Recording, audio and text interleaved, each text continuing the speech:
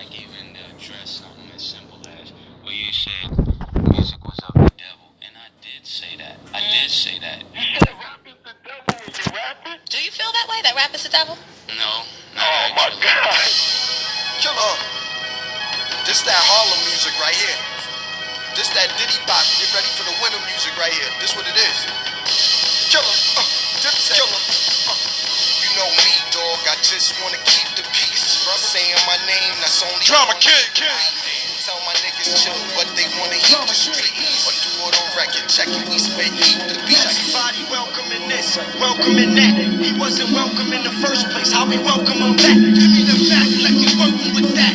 Tell Mr. Rogers I leave a sprain on the trolley track. Now poly that. Listen, y'all stop it. Know you appalled at it, but this my call about a false prophet, all profit. Harlem hustler, I can't at all knock it, but you hard when you go and Drama King. What you offering? Put it right in offering. They take it all, cash credit, silver down the porcelain. Look at the Porsches and silver down the shit. No handicap anymore. Friend, with the scissor I'm drinking on, birds I'm banking on. Get your Kirk Franklin on, word. So get your Ben Franklin on. Just when you think it's wrong, one blink is gone. Father, forgive us. Take the church. Drama King exclusive. Killer Cam 12. Father, forgive us. You try to handle us, get on the ear and damage us. Screaming out hard, like you ain't just abandoned us. Well, let me fill you in now with some whole plan of us. Blink so mad he went and beat up cannibals. Zeke got shot then, Zeke locked up then, he got killed. B hopped up, but B hopped up, still broke out his chest. I'm probation, don't want house arrest. Right out the flesh, sit in the house and rest. He don't pout, get him gear in the house fresh. Not that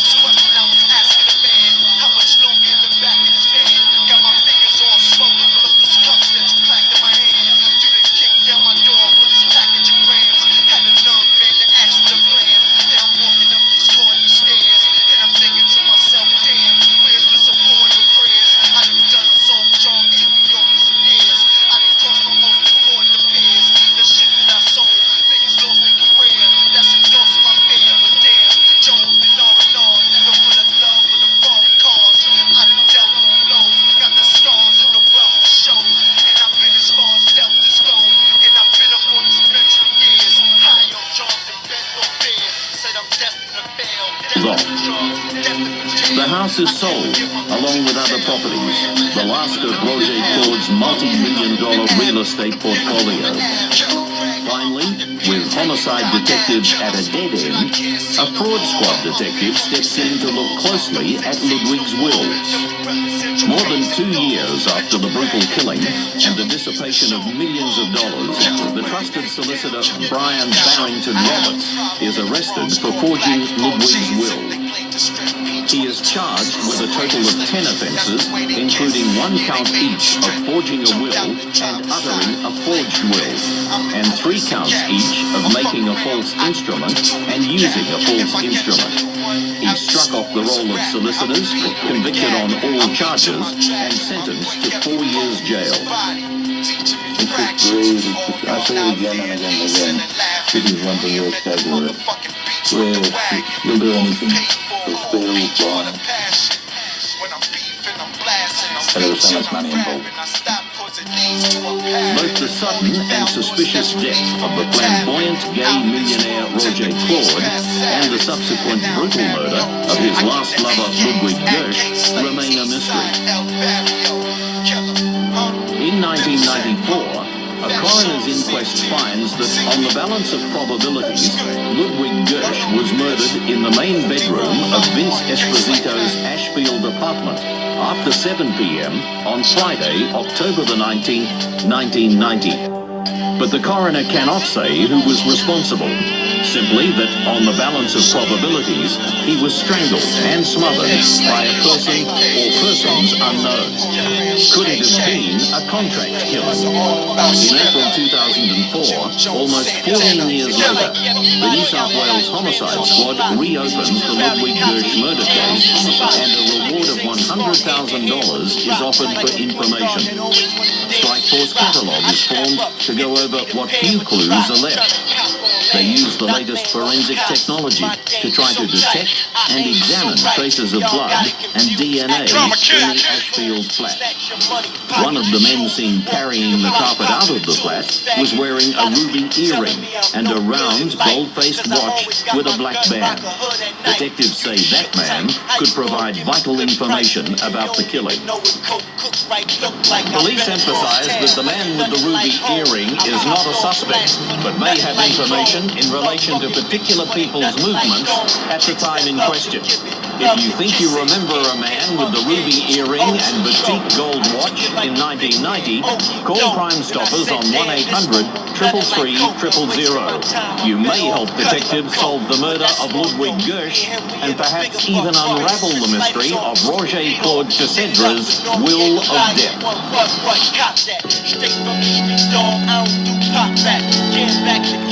Jim Steele Jones, I'll always be saying this. Speak no strong. Hey, yo, you know how long ago I up and down these books to act crazy, run around with crooks. How long? Hey, yo, they say to get rich it takes 2 pounds to cook. 1 stove and I'll show you how 2 pounds can cook.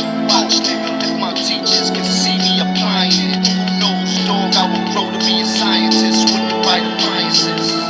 Any amount of white, I'll be frying it. The fiends by the night, they'll be buying it and loving it and tripping on the block. Trust me, my nigga, I ain't pitching to no cops. Why? Or because, dog, I know my clientele. If I know him, I'ma sell. Only time I tell. Got me standing on this corner by my lonely with this chromie 9 shells. Posting this, clutching my dick. Plus, I get a rush from the wrist. Kill them boys, put cuffs on my wrist. Until then, stop sucking my dick. Big one winner, I was back in the fall, cracking the hall. My nigga with my back is the wall, Glock in the club. Pop you while you popping your bug. Let my rock so you love the way I'm rocking your love. Your bug, sucking my bitch, that what you think. Act like I ain't cop, that's what you think. First, cop me in North Face, North Lake, 4 gates, the belly, 4 states. Cops at it in my blood, grip. Time sergeant, I'm setting all the slugs. You know what's hard. Let it spill, you gon' see, got no blue and red and clear. See the crack from the body, cop cars, cop balls.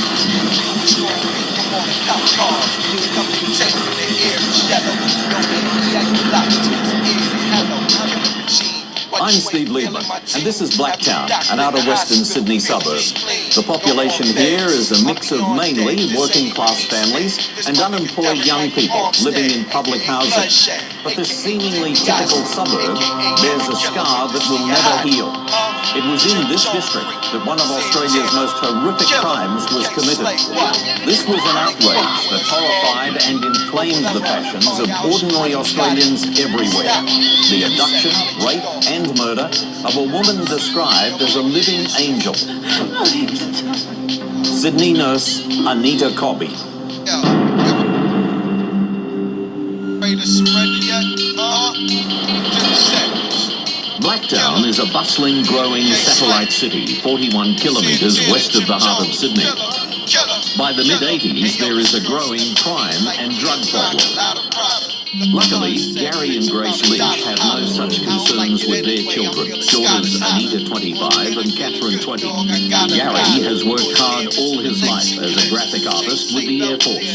Grace has enjoyed a long career as a nursing sister. Anita has chosen to follow her mother into nursing. She didn't always want to be a nurse, but somehow she decided she wanted to do something with her life, and she became a nurse, and she really enjoyed it. She really loved it. She was a beautiful person. She grown up into a beautiful young lady. She was the quintessence of dignity.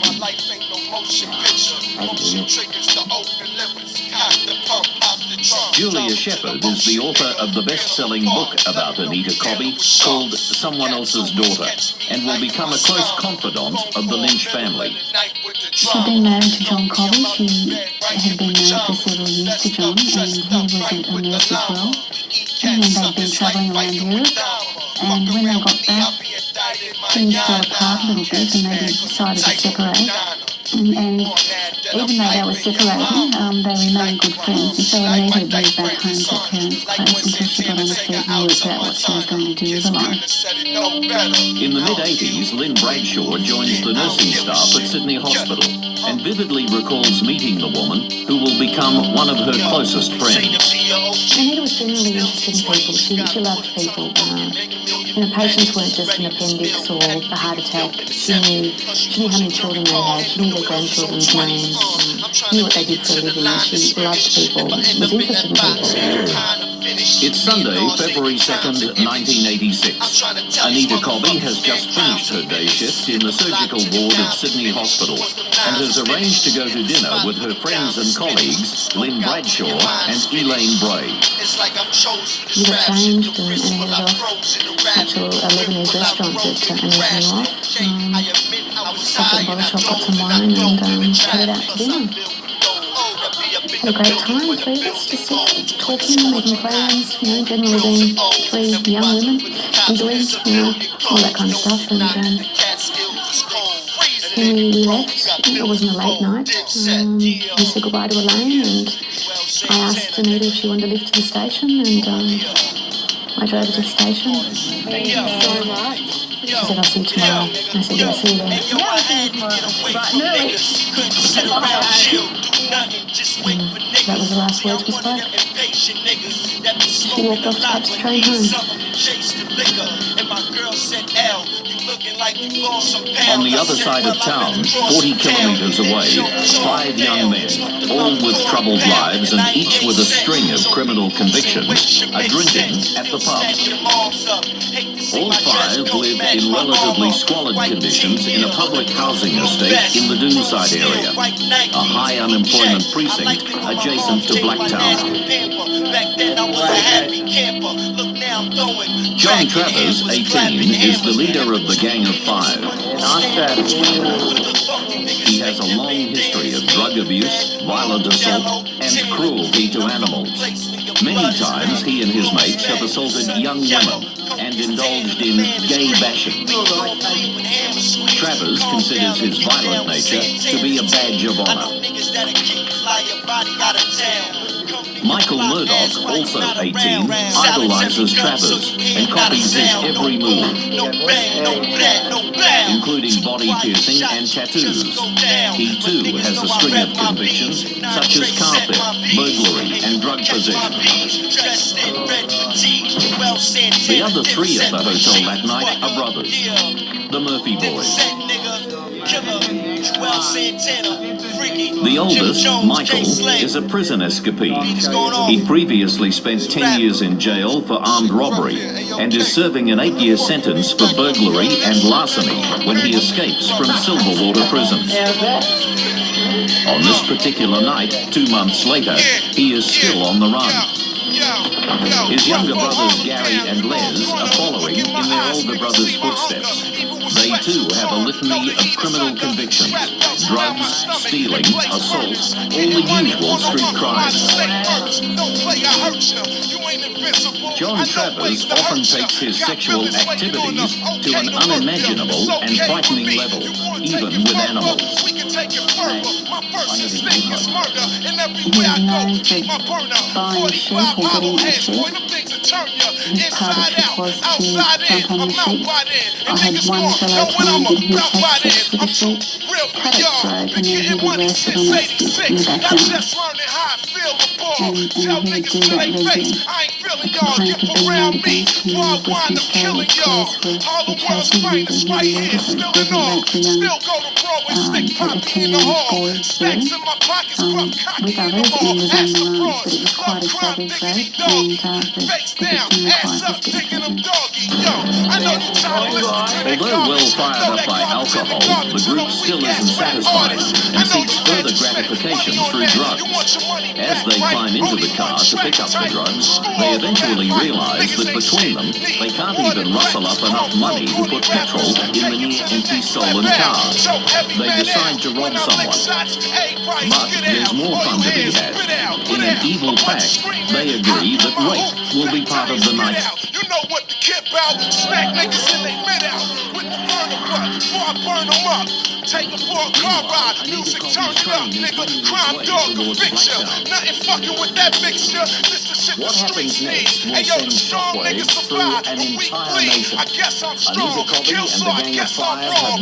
Folks slip a west on wrong with silence, leave you off balance. I support balance and fuck the judge. By being the court smiling, lawyers cost thousands on an hourly fee. Yo, I'm known to move, powder and D and ecstasy. Only God know my destiny. Keep my squad next to me. Toe hard weaponry. Street nigga, Bogart the industry. It's almost 10 o'clock on Sunday night, February the 2nd, 1986.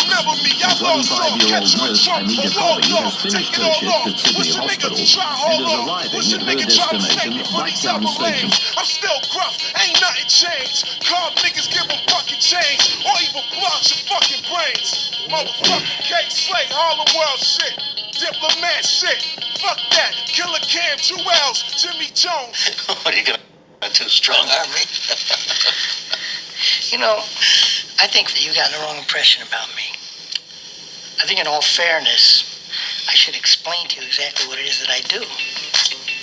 For instance, tomorrow morning I'll get up nice and early, take a walk down over to the bank, and walk in and see you, and if you don't have my money for me, I'll crack your fucking head wide open in front of everybody in the bank. And just about the time that I'm coming out of jail, hopefully, you'll be coming out of your coma. And guess what? I'll split your fucking head open again. Because I'm fucking stupid. I don't give a fuck about jail. That's my business. That's what I do. Yo, all I do every day, dog, blunt after blunt, stunt after stunt. They all cunt after cunt. Like that I'm shiesty. Look at his shoes, like my Nikes. Know I got a girl, like my wifey. Like that I'm rude. Come here, let me pick with your chest, pick on your breast. All they say that nigga's a mess. You heard me, fam? All worthy of this dirty man. Take it in your ass, how about 30 grams, ma? Go upstate, come back downstate. Next time around, maybe you might get a pound cake. Fuck it up, she understand that I might slap her. I'll be damned if I work for some white cracker. I wear white batter, prize in the pack. Beans hug it, they love it, call it Cracker Jack. Killer, where the crack is at. Watch me get them dice, storm hard, let me live my life. Cause I'm the type to let off, right where your dirty at. Shoot three like Wally Zerbiak, Polly with dirty cat. Find me where the scurry's at. You better see me word, cause can't flip them Tweety birds. Cause killer, muzzle the guns, tussle for once. I'll slap whoever said hustling for fun. Joel Santana locked up right near the diagnostics. I have an ostrich plus a hostage. But you know the fam stay tight. Bill a mill, warn them out by daylight. Put the house up. Dipset. Pop it up. J.I. That motherfucker of the borough's Harlem. And you niggas know my borough got problems. Plus I'm fucking with these dogs so thorough. My bro, they startle. K-Slade, the trauma that is. City dogs with drops in the range. Just to feel the drops in the rain. Drip drop. If y'all niggas get a chance to feel a drop of my pain. I just seen Uncle Ricky getting locked up again. He just came home from being locked up again. So I'm back to the table, chopping the game. You would think I had a distribution deal. Yeah, the way I hit the block and I'm distributing trail. What you mean? You know the project story. No guts, no glory. Hope sluts, cars, trucks, the jury. Train whip. I used to come out with the hoodie in the fifth. Yeah, now I hit the lot and put hoodies on the whip. Drop that. Jim Jones don't wanna be your stars. No, you talking about the whips and I don't see your cars. Faggot, Dipset, nigga, we go hard. And we rushing in the game, nigga, we roll guard. It's on with me, yo, it's on with me. Move swiftly, draw guns, kidnap your picnics. Hold them for ransom, holding a handgun. Know that you can't run your seeds or die. When I squeeze, they die. Give me a reason why, don't get me started. I'm cold-hearted, Harlem World Dogs, Bogart shit. Beef, don't squash it. Lift you out your phone deposits, own the projects. Got land in Belize, homes in Secaucus. Lock coastal regime, hold like Onassis. Put holes in imposters and fake willies. Whole entourage stay chilly. Push beat twizzies, can't walk, we got Achilles. Spark Phillies, roam with killers to leave your heart leery. Stalk your jury, leave you in the darkest alleys. Cops and helicopters swarm the belly. Pop flowers, pop collars like Fonzarelli. What the fuck Nicky Barnes could tell me? I'm young, black and wealthy. Sell keys, drop LPs. Be in clubs with the llama. Bumping some scammer. Me and all my dogs, loving some drama. Niggas oh dope, we rubbing your mama. It's a cold world, dirty game. And I don't care about these faggot ass niggas or these dirty dames. Fuck change the shit, we about to hurt the game. K-Slay, motherfucker. We go hard. Heard? Real niggas. Hey yo, we go hard. Killer Cam, Jim Jones, Joel, Diplomatica. We Coast K-Slay, nigga. Yeah, we go hard. All the world over. We go hard. This is an opener right here, nigga. Yeah, speak on it, Slay. Talk about it, nigga. We don't know no other way. You heard? Yeah, we don't know no other way. Gotta go hard, baby. Street shit. That's why I love my nigga K-Slay. He keep it gully. You heard? Fuck all these other DJ niggas. Suck my dick. Yeah, what's going on? Okay, what's good? Yo, niggas acting like they don't want to share none of the paper in this game. What's going on, man? Niggas ain't got shit. Killer. Get it, girl, money. Get it, nigga. We gon' get it, nigga. Money. We gon' get it, nigga. We gon' get it, nigga. Get it, nigga. Get it, nigga. One of the men sprays the device with a fire extinguisher. Hey yo, I ain't going right, I'm off the top for this one. After shotgun, get the Glock for this one. Put away your diamonds and your rock for this one. Thug life in the flesh, no pock for this one. Teach y'all little niggas how to pop your Chris, son. Drop your 6 gun. How to rock your wrist, hun. How to hide your work when the cops are frisk, hun. Still wondering where I cop Drama King. See how you get down. Get in one fight like Fresh Prince get down. Go to the burbs. See you the type of cat that be marrying birds. Only deal with birds that's carrying birds. And I never knew birds and bees. Just birds and keys. A few times even served in D's. But me, I'm not your average taste. Aren't you real? We'll just call it carrot cake. Talk to me, yeah. The other death row prisoners said this could happen. Calm down, bitch. In the yard, there are only 3 officers left to watch over the remaining inmates. Investigation by Preston. We gon' get And he it, was get it, basically- we gon' get it, get it. We gon' get it, get it. North side, get it, south side, get it, west side, get it, East side. Hey, yo, now lately, niggas trying to offer me hands, offer me money, offer me hoes, offer me grams. What they think I ain't loyal to fam, like I'ma get up and leave, I ain't loyal to Cam. Well, sorry to spoil your plans. You fucking with a real dude.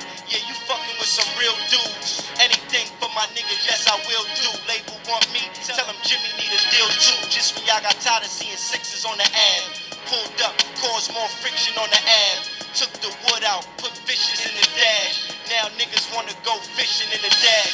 Bitches wanna play feed the fishes in the dash. Just to think, I was about to put a kitchen in the dash. Have a little stove, plates and dishes in the dash. Jimmy come through, liberal position in the dash. Yeah, we got money, girl. Lot of money, girl. Calm down, bitch. It's only money, girl. We got money, niggas. Lot of money, niggas. What y'all bugging out for? It's only money, niggas. Money, we gon' get it, get it. We gon' get it, get it. Money, we gon' get it, get it. We gon' get it, get it. North side, get it, get it. South side, get it, get it. West side, get it, get it. East side, rap mess me all up. Cameras and lights. Switch my whole style, made my grammar polite. But I still got the gun clip, banana delight. No homo. Pause, please, not the Tantalus type. I'm from Harlem, but never been an amateur night. On the block pumping, baby, with the hammers in sight. Selling fiends, hustlers, sands of the white. Try 'em out, I swear to God, to be the grams of your life. And I know how to hustle, raised amongst races. Still I juggle more plates than a waitress. Escapades in the Escalade, driving on up to the Everglades, yelling I'm forever paid. Low-key dawn, dick stay hard, hoes call me Pokemon. Okie dokie, mom. Call her up, curl up in a butt. Yeah, watch this rap nigga get all up in your guts. Why? Look at you, face all frowned up. Tapping your toe, talking about, where this bitch at? That's my word, I'ma fuck this bitch up. You know why, nigga? She with us. Feet in the air, one cheek in my hand. I'm getting some pussy. I tell her scream your name. I like it like that. And don't be motherfucking worried about the different size shoes in her house. Matter of fact, I could tell you about her house better than you could. Nigga, I know. Damn. I'ma give me another girl. Matter of fact, yo, see. I ain't even gonna hate the player. I ain't even gonna hate the game. Shut the fuck up.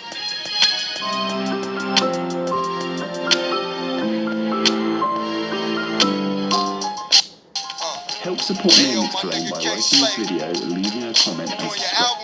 Republic is the eastern part of the larger island of Hispaniola, with the separate nation of Haiti on the eastern side of this island, and we will look into the name for this island as a whole in a bit. And while their names are similar, there's a name they share which is ethnic groups, and of course one of the biggest differences in the nation group, and this year the island was first visited by Europeans.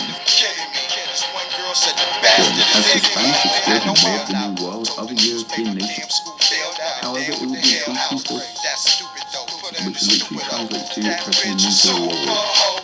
And I thought that you should know that the ooze will blow and the news will show yachts. Cruise 'em and boat 'em, dice shoot 'em and roll 'em, guns by the scrotum, shoot 'em, reload 'em. Two to just dope 'em, rope 'em, to the river float 'em. Dude should've told him what? I wanna see his mom cry and vomit. Eyes are astonished, attitude Elijah Muhammad. I saw him in the sky with the comets, but on the ground when it get dry, got them pies, I promise. Girls look at me and say, go boy. Get in the car, wanna play, oh boy. Pick up my gun and say, oh boy. Put that shit down, that is not no toy. That's for when I'm in the back of my home, cracking my chrome. Next thing I'm cracking for dough. Take a hack, give a fuck in the bone. Take it out, lick this mom, suck it and swallow. And that's right, fucking start. Nigga, take that top and bear. Harlem niggas, hard. And yo, check out these sneakers, hard. And yo, check out this eaters, hard. And yo, look at that whip, it's Harlem. Yo, check out that bitch in Harlem. That's right, Jim Jones is Harlem. Uptown Freaky Zeke is Harlem. King Slay, that's right, in Harlem. Fuck around and robbed in Harlem. Niggas is in full awakening. My pressure's high, my tool is vacant. I'm ready to move, lose and waste him. If he's sleeping, the tool awake him. Get the fuck up. If he's creeping, the tool will break him. Get the fuck down, shoot his ankle, leave him off balance. Leave a gun off silence. I want the hood to hear this. Your hood should hear this. I don't spit 16 every day. I'm a hustler, dog. I get green every day. Promise you for the green of the yay. Tell my demons okay. Wake up the red beans in your face. Put back to sleep. different neighborhoods that turn what they turn, was pressured to become who they are. See, Pereira, they got to become pressured to be nothing but Pereira. See, other people gave in to the pressure that was at that time, and they, when you're on the east side, like shooting one equipped, they are awaiting your ass to get off that bus.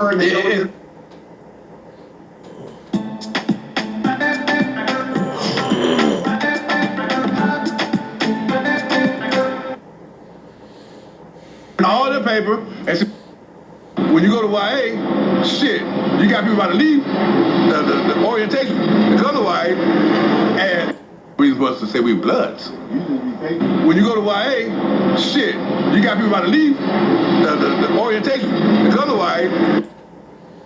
You buy yourself. Right? Because he killed one of them. Yeah. Right? He killed one of them, and he's not a blood. Man, it was terrible. You know, Riverside. So, and I'm not that selfish that I use him as a pump. You're off brand too. Damn, hurt my feelings. Yeah, you're off brand. But the thing is this here though, you know, Riverside, because you know, if you weren't a Crip, you're off brand anyway. You understand what I'm saying? They'll come and say, man, hey, was I off brand? You're off brand too. Damn, hurt my feelings. Yeah, you're off brand. But the thing is this here though, they would tell me, I'm talking before the end. Yeah. This is weird. This is my first plan for that murder. And because a lot of people are under the impression that, you know, when they say, you know, here. Before, we didn't ask them for shit. We went out there. Take over something like, what else can you do? Wait. I'll give it to you raw and uncut. You know what I mean? We did what we did to not allow intruders to come and think they're gonna run over our neighborhood. It's not that blacks don't like blacks, it's just that the brothers on the street, they're here to protect the street and the youngsters that's smaller than them that live here. That's what they're here for. That's what it was. That's what it was. See, a lot of people don't know that all these different neighborhoods that turn what they turn was pressured to become who they are. Elementary school going to Russell, I used to have little guys to fight me. Instead of them going to get their big brother to jump on me, they come back and fight me the next day. Why? Because their brother already got his reputation. We've talked to a few guys on the street here in which Pereira runs a long ways, but they seem to think that this. Remember? And you one big group, and there was no separation. So if you go to jail and you're a reputable non-Crip gang member, and you're in there for supposedly shooting one a Crip, they are awaiting your ass to get off that bus. It's all in the paper, and so everybody can read the newspaper and all that kind of shit. They can tell what happened to you. But there's no official. No, we allies. We allies. We right now they getting processed. You understand what I'm saying? Yeah, he from that gang. He from Paru or Brim or where he from. But he's not a blood. Because that doesn't exist. No, it doesn't exist. But you now, guys are cool, but there's no official. No, we allies. We allies. We down with each other. But there's no name. Yeah, for Paru, I'm down with the Bananas. I'm down with, I'm down with the Brims. You know, I'm down with that part boy, but we not bloods. There's no name for it. No, let's see what's going on. And with no reason to.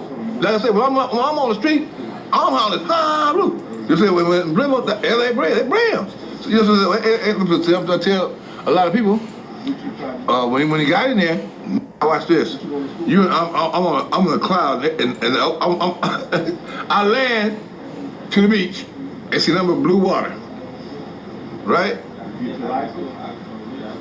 I don't know what the hell I'm gonna do. I'm over here with a little bit of sand.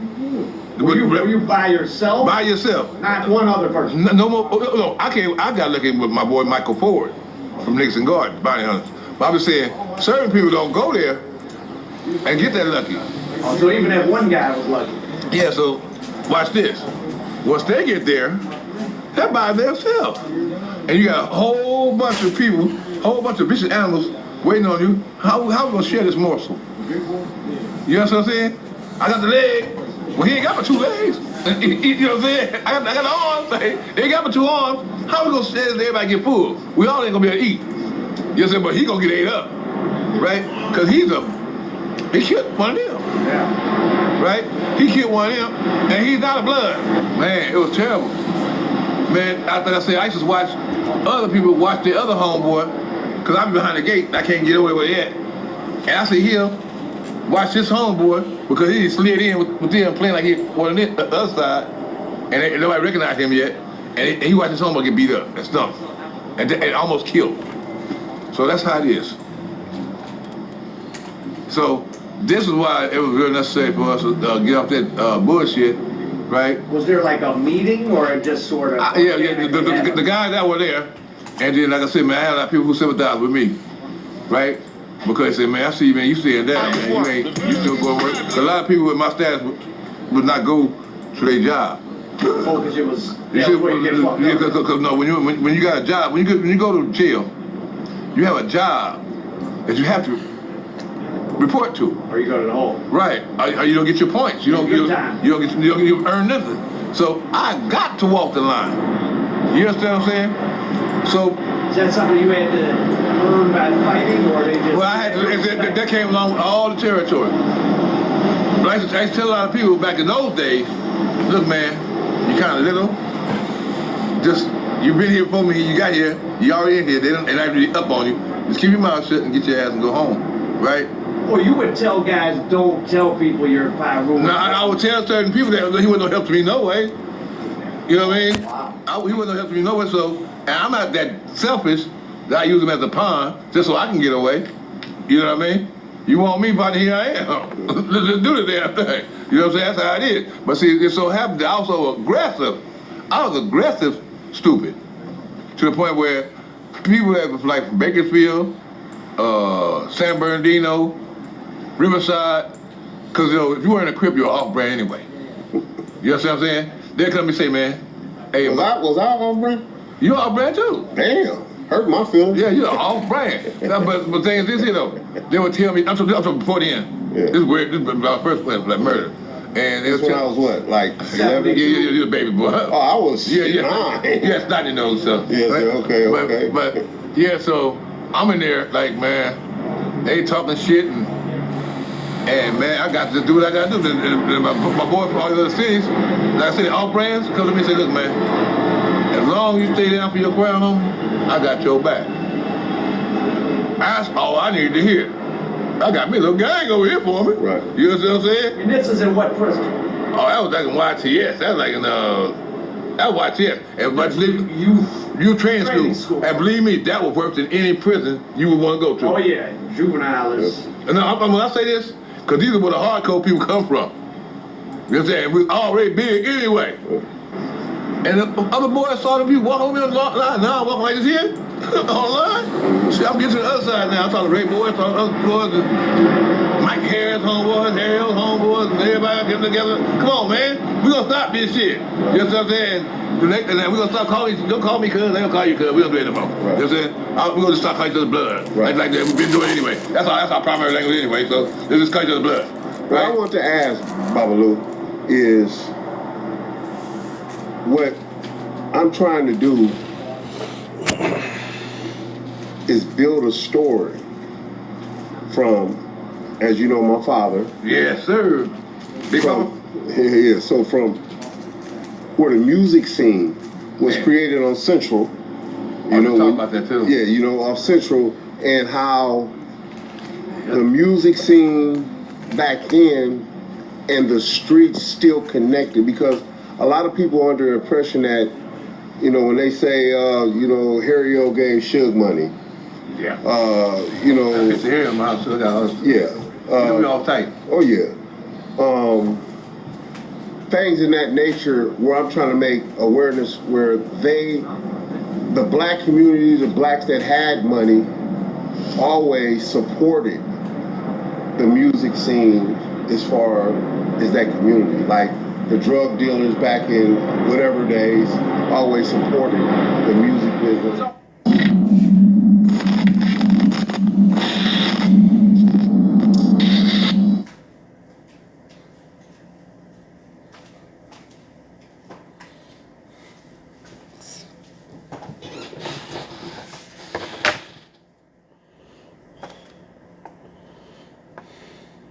That's it.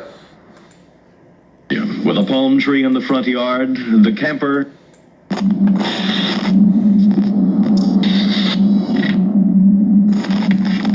Compton was the American dream. Sunny California, with a palm tree in the front yard, the camper, the boat.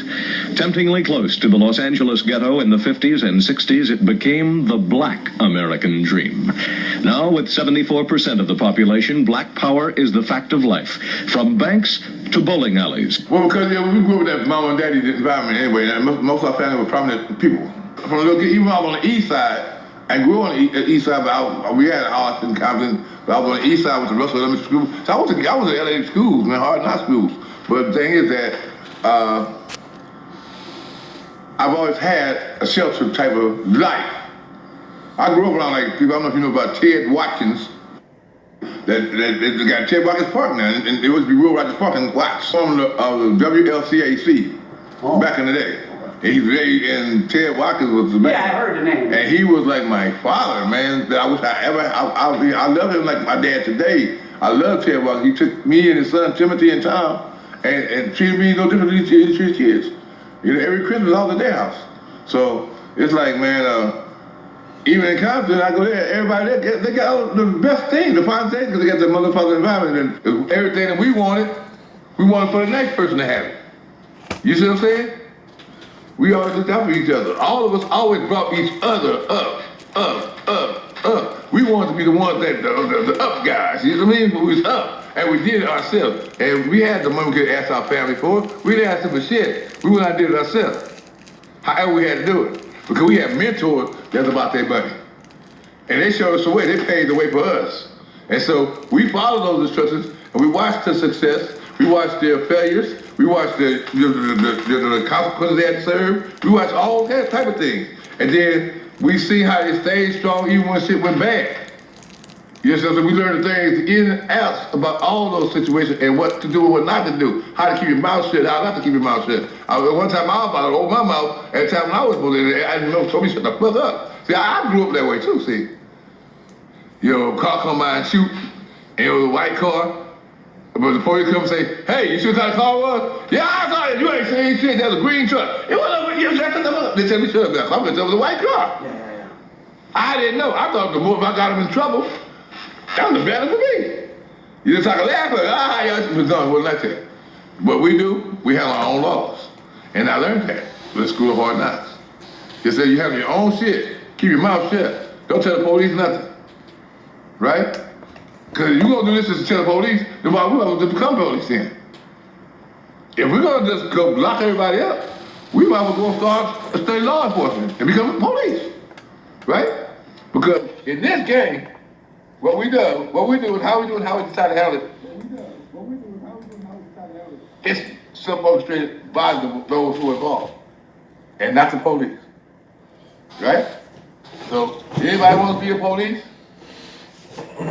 go down LAPD, yes, I'm saying, go to the academy, yes, I'm saying, stay good in school, be humble, and learn criminal enforcement, law enforcement, all this shit, right? But now you won't go to the School of Hard Knocks, all right? And that's your decision to make? Come on, man, don't put your company where it don't belong. You see what I'm saying? And that's how the game went. And we chose, like I say, by nature, by desire, not by nature, but by desire, to be what we did, do what we do. But the dream that many blacks thought they were buying has turned sour. Crime is now as high as the ghetto. 47 homicides last year gave Compton one of the highest per capita rates in the country. The street itself is quiet, but once like you have other people outsiders coming at you want to take over something, like what else can you do? Wait. I'll give it to you raw and uncut. You know what I mean? We did what we did to not allow intruders to come and think they're gonna know our neighborhood. It's not that blacks don't like blacks, it's just that the brothers on the street, they're here to protect the street. And the youngsters that's smaller than them that live here. That's what they're here for. That's what it was. See, a lot of people don't know that all these different neighborhoods they turn was pressure to become who they are. See, poverty didn't become pressure to be nothing but poverty. See, other people gave in to the pressure that was at that time, and they affiliated themselves with those that were pressuring them. In other words, Paru stayed Paru. Yeah, once again, why the violence? Why the violence? Well, there is really no violence here. Because the people on this street, they're like united together. And they protect the street only. We get about our own city, we get about our own neighborhood because we want to put some into it.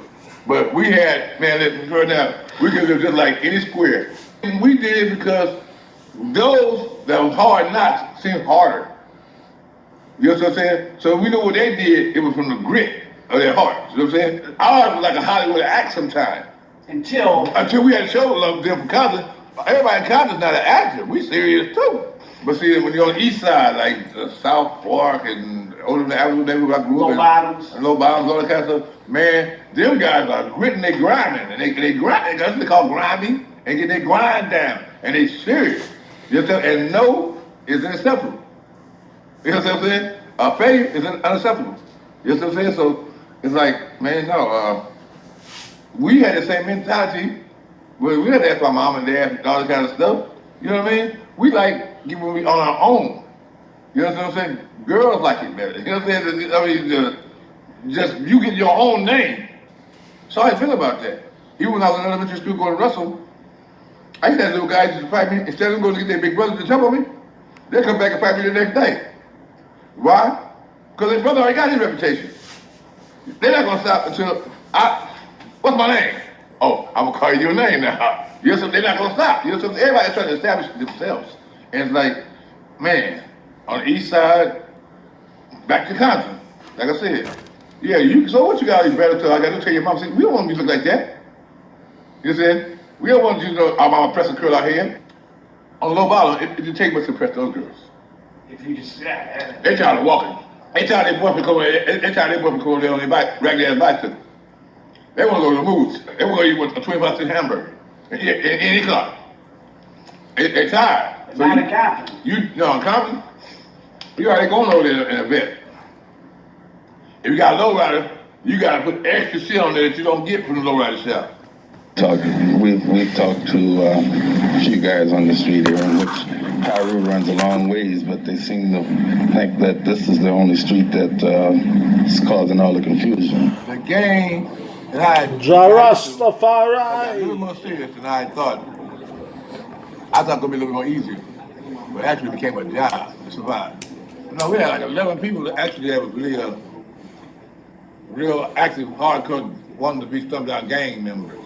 We had support, maybe another 20 people, 25, 30 people. But for the most part, the most people who was really instrumental and wanted to stay hardcore, hard knocks gang members were like about 11. And why did all the other Compton non-Crip gangs go under the Piru umbrella if that was one street? Because of our ability to ward up and show the heart that we had to fight off a million, what seemed like a million people. Our refusal to give in gave other people, inspired other people to have heart too.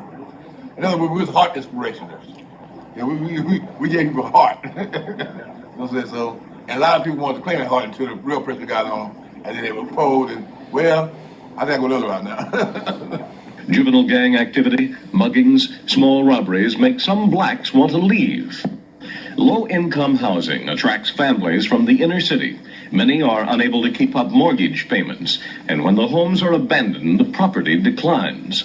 Suddenly, the middle-class black, who moved here in the first place to get away from the problems of the ghetto, would like to move again. It is ironic for the whites who stayed in Compton, now watching both whites and blacks moving out. They wanted this city, now they've got it.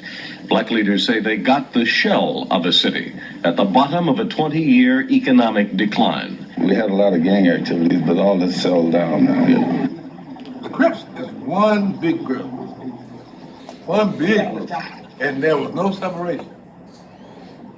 So if you go to jail and you're a reputable non-Crip gang member and you're in there for supposedly shooting a Crip, they are awaiting your ass to get off that bus. It's all in the paper, and so everybody can read the newspaper and all that kind of shit. They can tell what happened to you in court because they can read your paper. Or you got found guilty. Oh, they gave him oh, you go to YA. He said, they know you're coming.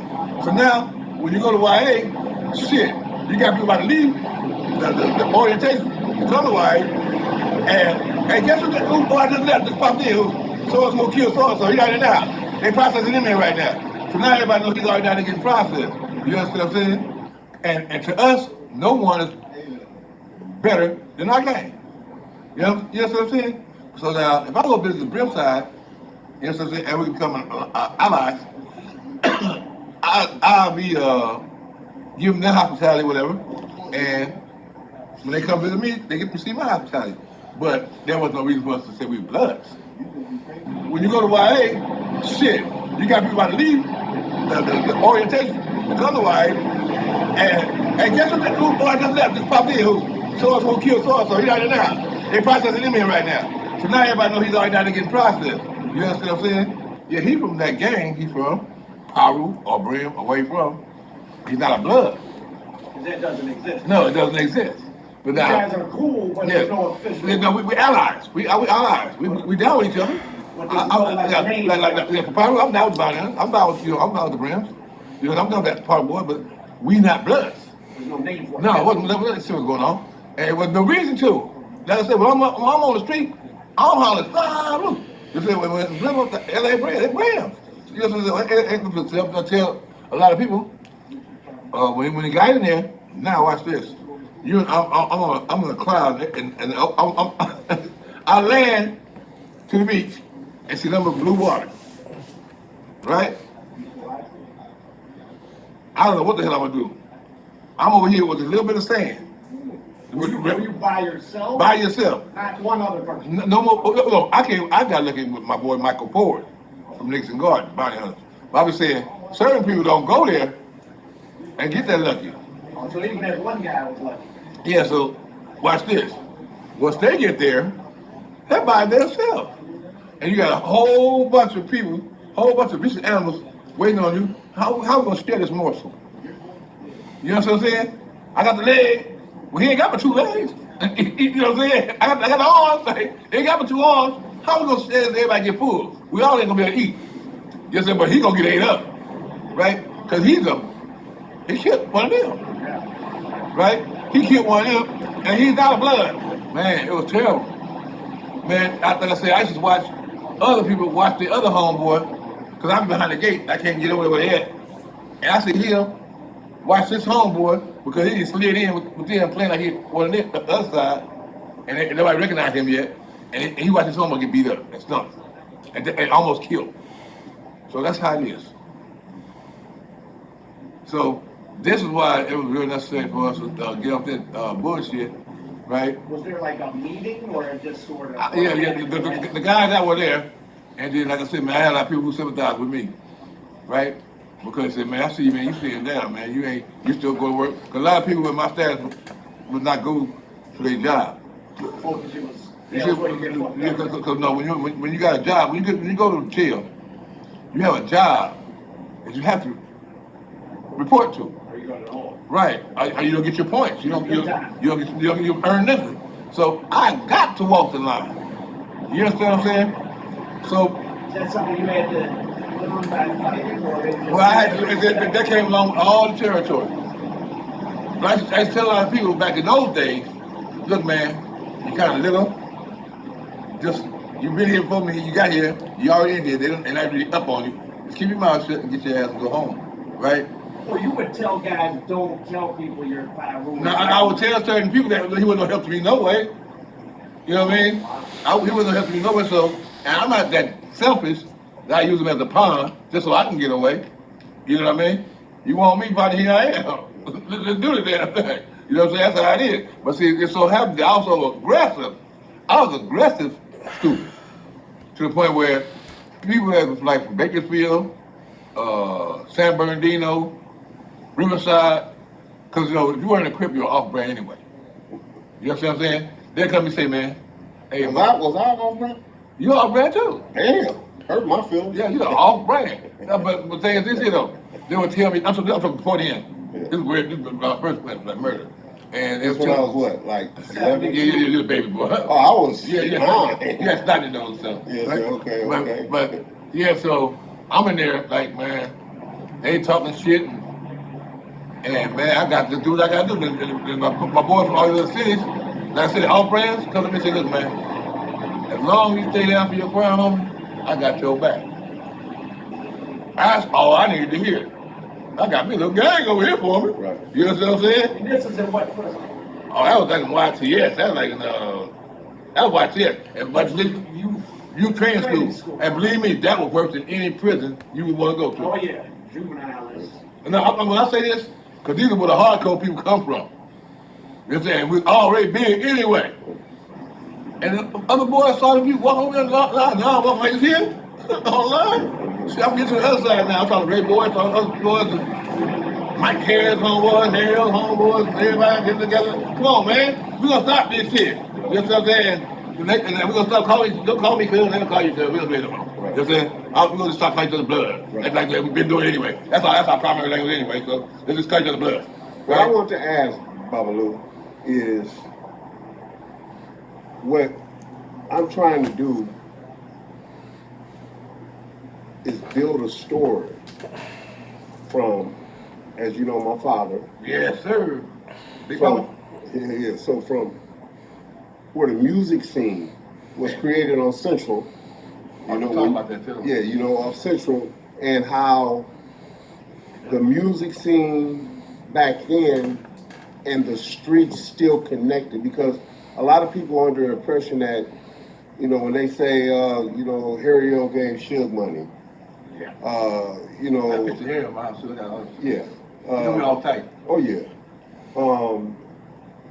Things in that nature where I'm trying to make awareness where the black community, the blacks that had money, always supported the music scene as far as that community. Like the drug dealers back in whatever days always supported the music business.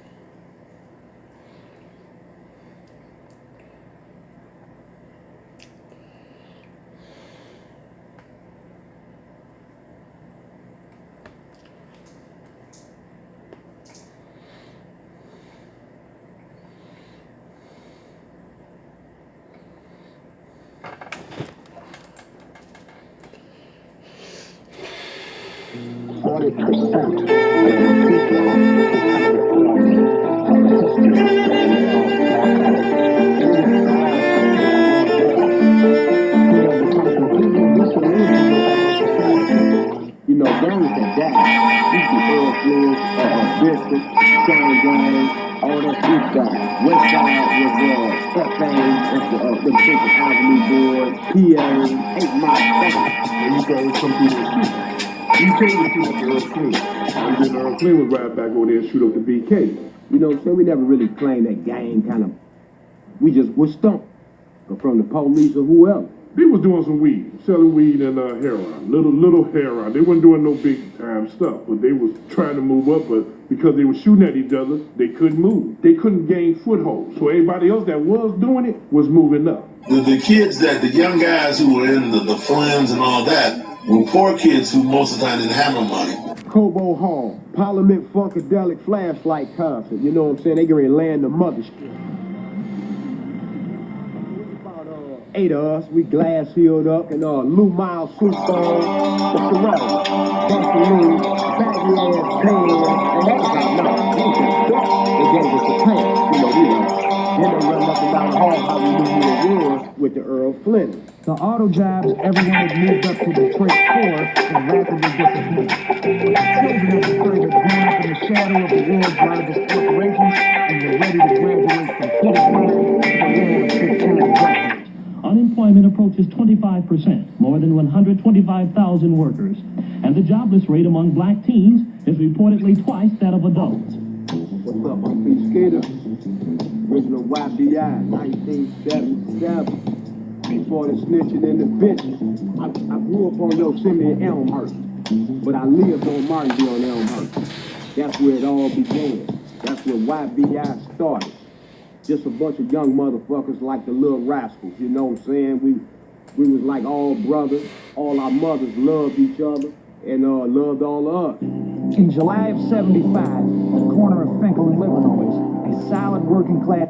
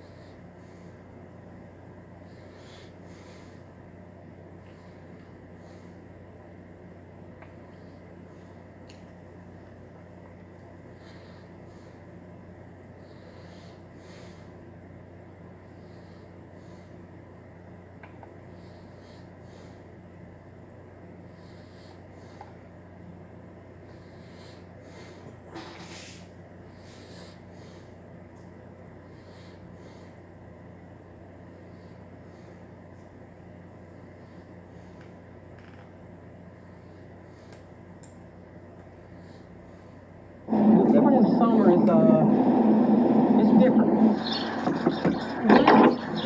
Got some meatballs.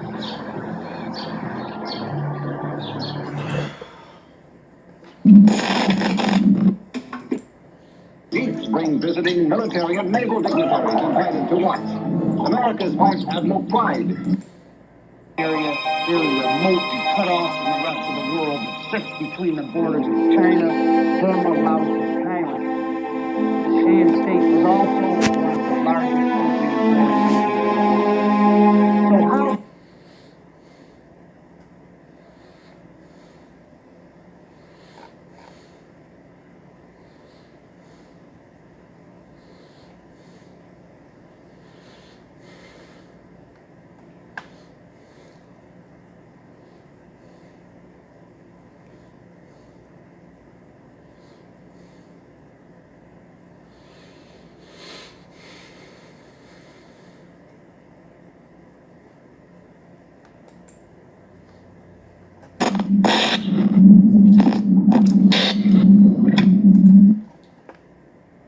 So it was a park that right across, it was just a park. First time I've seen a dead body over there. across my grandfather's house. So his son was about 2 years older than me. He had him when he was older. His new wife's been seeing her younger. She has a hair salon on Fordham Road around the corner. This was like before Jimmy's Cafe. This was, this was like it was a car lot, I think. This is years ago. Yeah. So that's around the Bronx, that Cedar Avenue is. Oh, what does it have? Yeah. To the Deacon. That's 87, right? Yeah. All right. You could see it right from because it was like his shit was up like on a hill, and you could see the Deacon down there. So Cedar Avenue here. Later on, I found out Cedric Avenue, which is the birthplace of hip hop. I never knew that. So this Cedric is where fucking Kool Herc was at. I never knew that back then. So my uncle, his room was in the basement of the house. But it wasn't like a finished basement. You see the brick walls and all. You know how it is, the rock wall. It's a basement. But he flied it out. Bruce Lee pisses everywhere. At this point, I remember my father being locked up. I had he had a CB radio back then, right? And my father was in leather class and made me a belt called Phantom. That was my CB radio hand. I was 11 years old. He had 2 turntables. My Uncle Eddie. And he teach me how to scratch. And I remember Gloria's Game to the end. And the original Apache, down, down, down, down, and this other joint called Sex, down, down, down. So them 3 joints, I learned how to spin. 1976, I learned how to spin in that basement. And you could honestly say, you were both here, bro, and I knew this later on. I'm getting excited now because that's fucking crazy to me. Like I didn't realize that until later on, the significance of that. Even the whole time in Source, I was at the Source, I didn't think of that. It was until later, just like really, maybe 5, 6, 7 years ago, I was like, yo, I was just in Cedric Avenue. I remember seeing Cedric. I was like, wait a minute.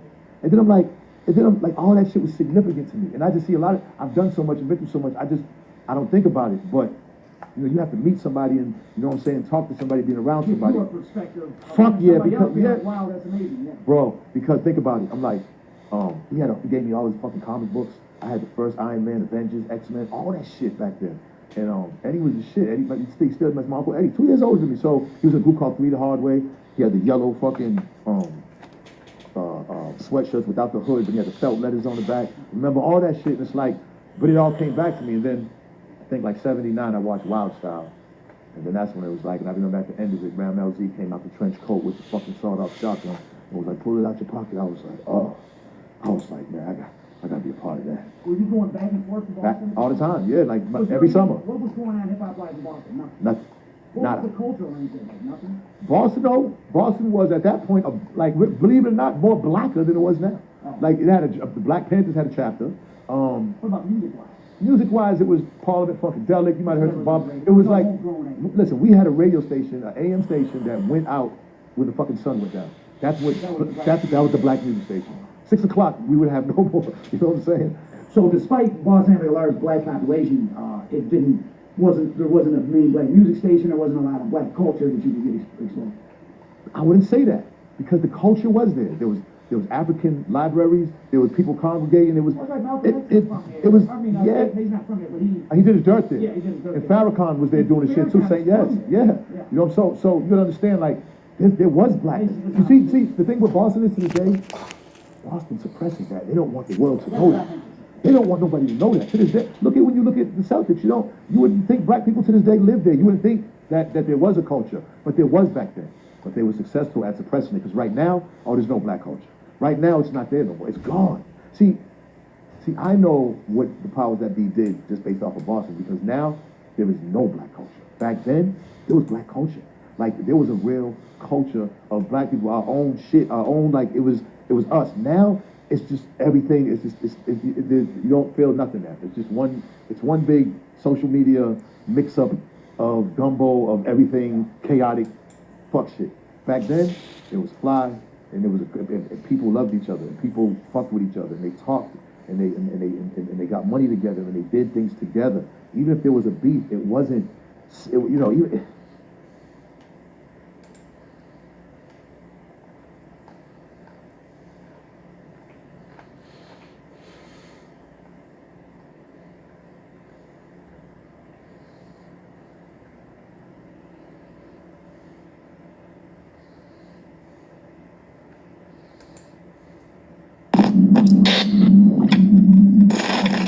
I stop fucking with.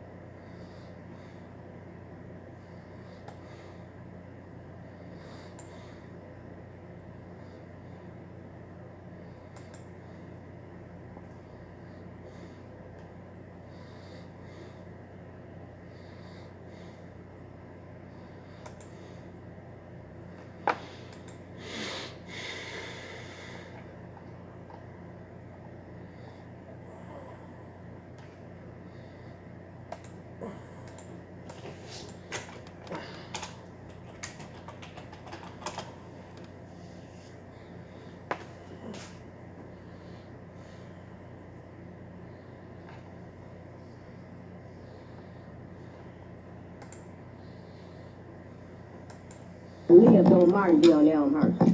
That's where it all began. That's where YBI.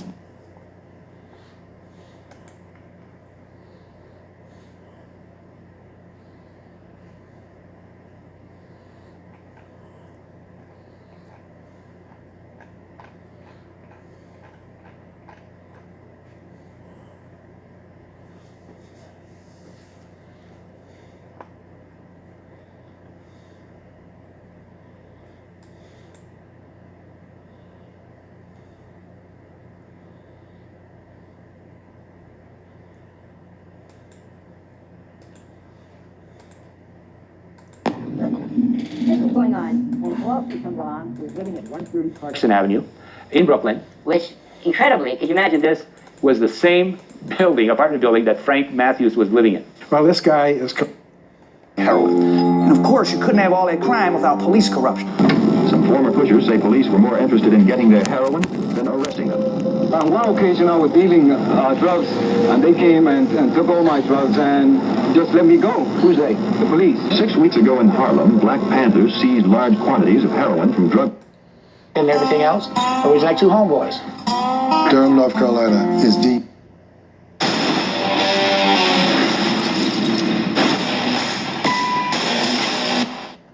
With rich black. The year after, and was a star. Hey guys, what was him? And he didn't jump on. I fled. So they've seen him.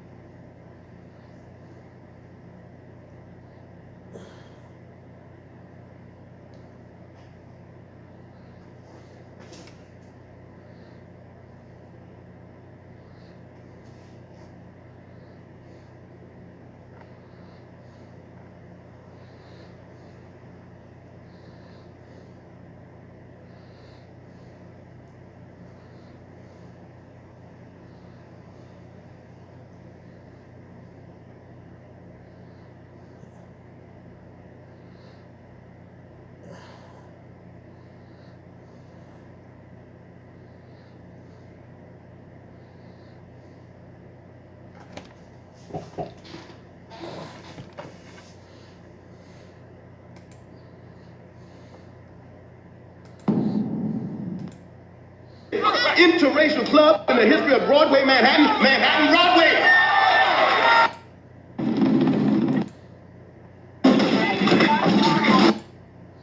He's a Nazi, Don. Not allowed on U.S. soil. That's why.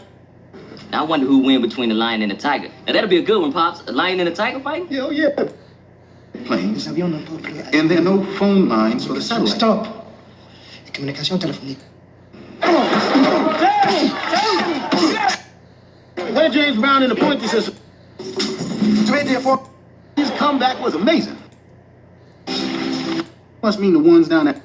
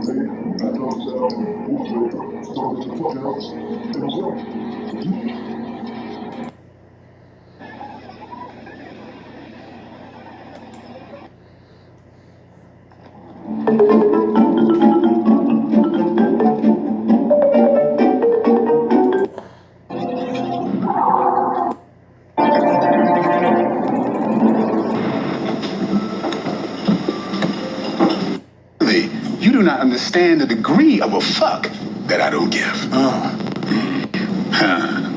So, I'll tell you what. Order.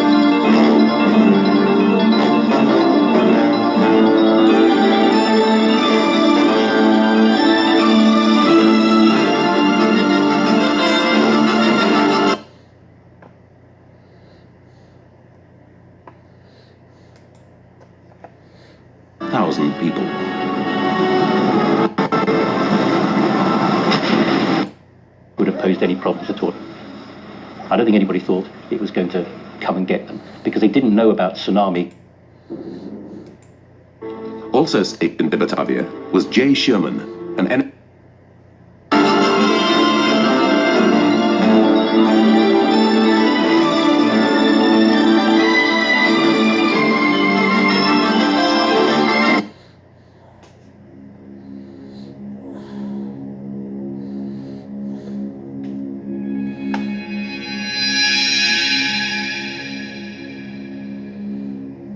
% of cops go through their entire career without ever firing.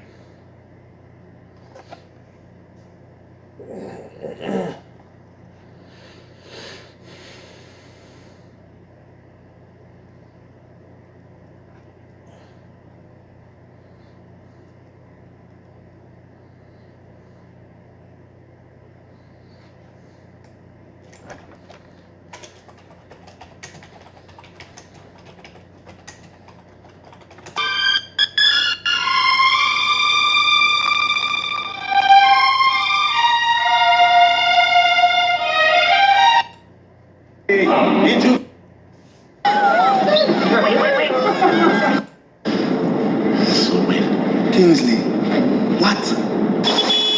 Kingsley, it's your number, I'm sure. 266-414. My brother's won the lottery.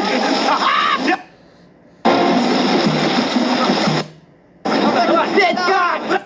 We will not go in such a place. Wait. I put the most money.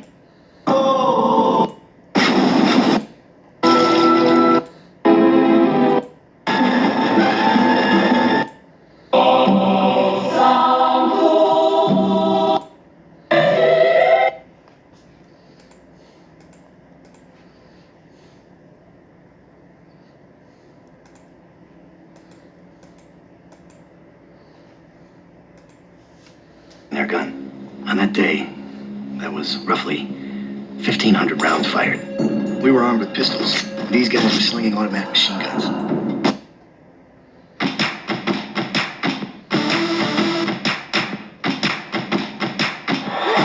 Life's rich.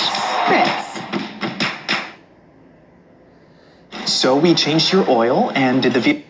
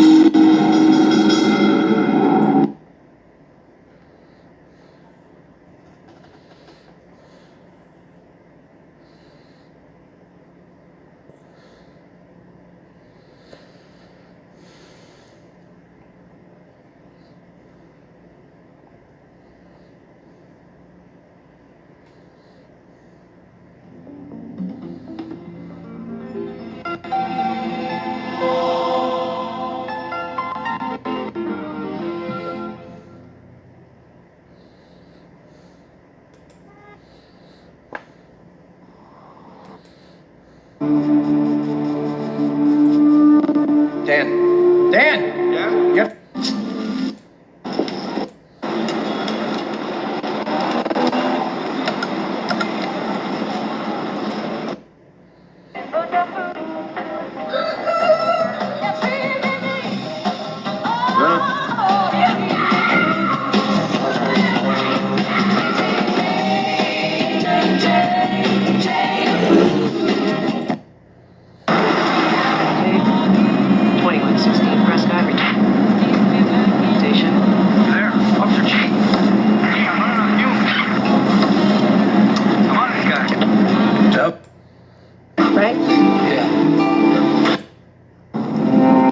I have Officer Chi's report.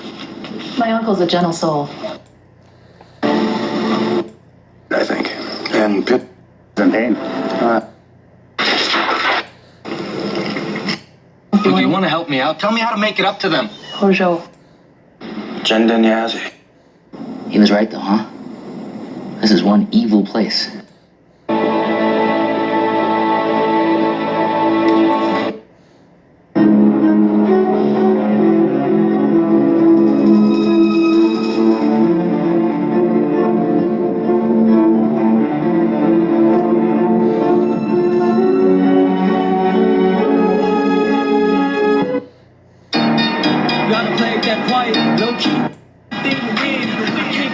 I trusted you with a very important responsibility, Dwayne. Yeah. And I delivered it just like you.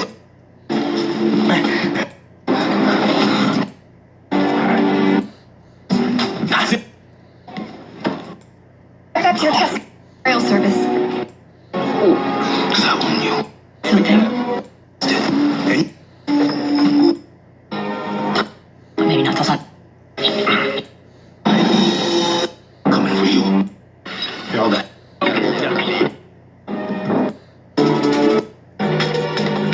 Sweet. I've never been so happy to see a radio.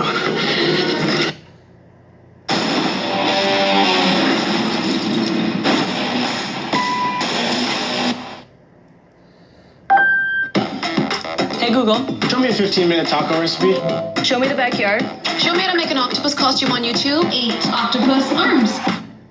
Get Nest Hub for $69 when you spend $150 on Google Nest products at Best Buy.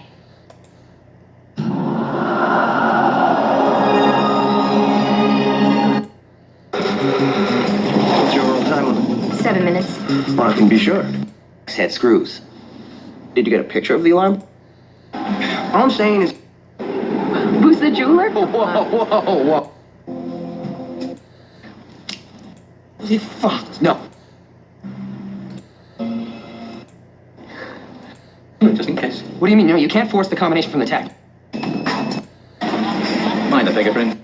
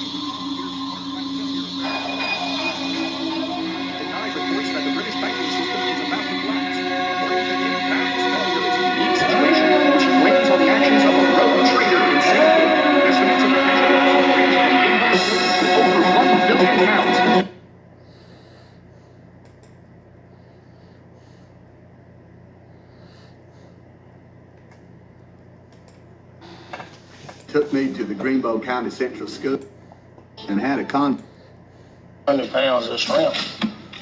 Everything goes all right. 2 men shrimp in 10 hours. That's what you spend on gas. Done, Drill Sergeant? Go! Why did you put that weapon together so quickly, though? You know what? the Army. When I got home, I was a national celebrity, famouser even than Captain Kangaroo.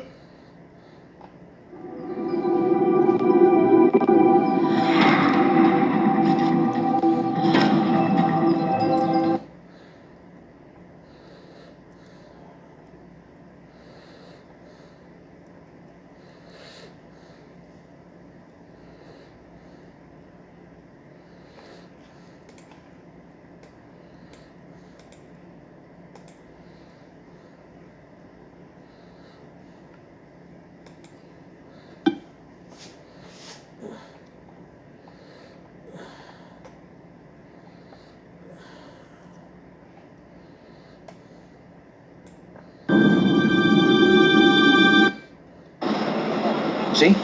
Look there. What?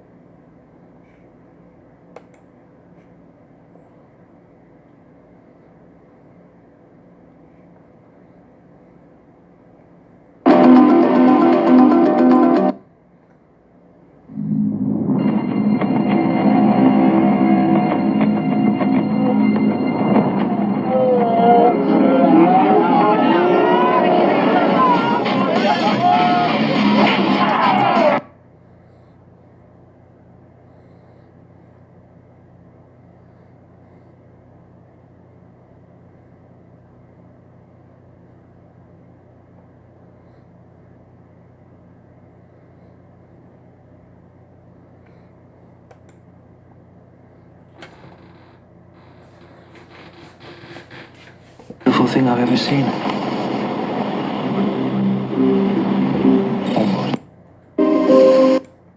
Sorry. He says it keeps her with us.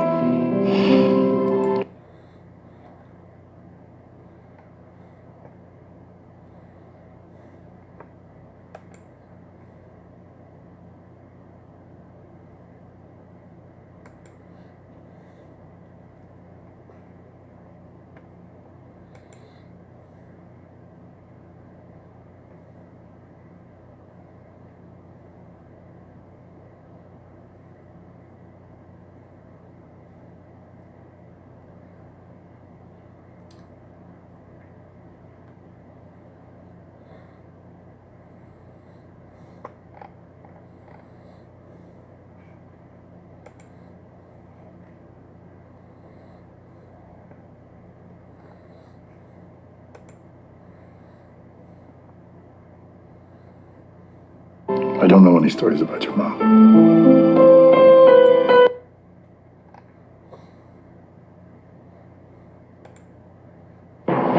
In 1994, the United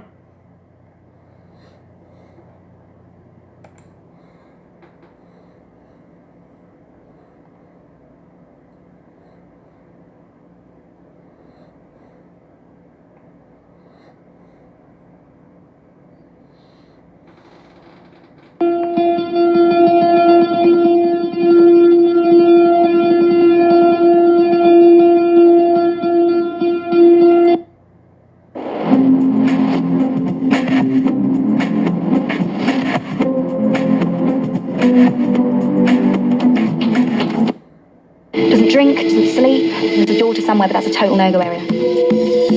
About time you started asking a few questions.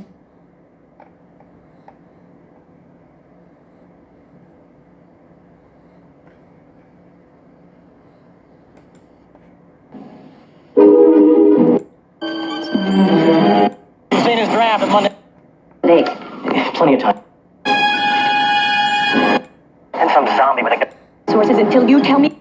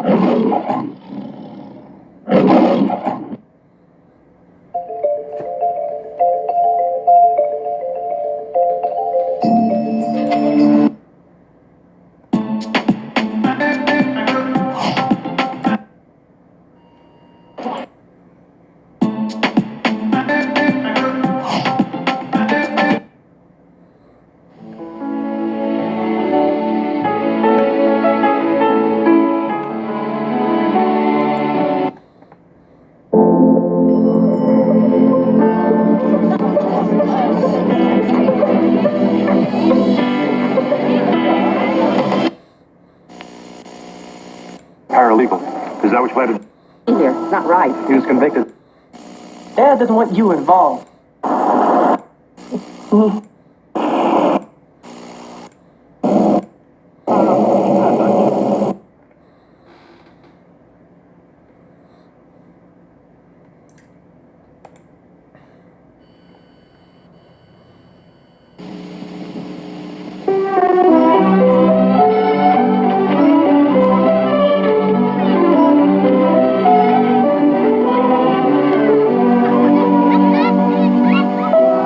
Sticks and stones. This is a place where black babies are hunted down and killed. Like, I want to bet when we find the bridge here is going to be the talk of the town, the talk of the country. I just hope we're not starting an avalanche of something we... Jimmy Ray Payne put in Richmond. And what was Wayne? More travesty of justice. 14th. Suffocated, stabbed, left on land. Ends. put all of us in jeopardy.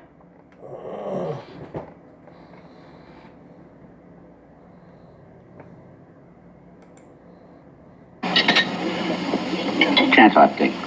May I ask why you're taking the case?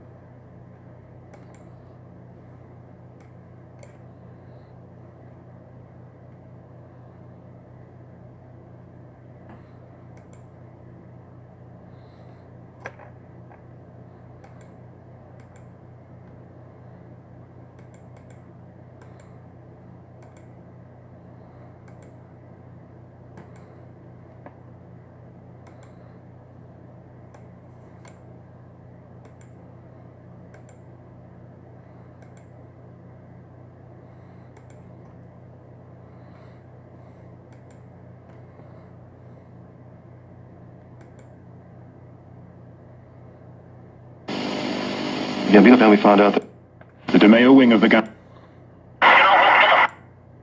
Guilty verdict. And if they say no? Well, Together they ran the brew. made money with them. It was pretty hot. It's a serious thing.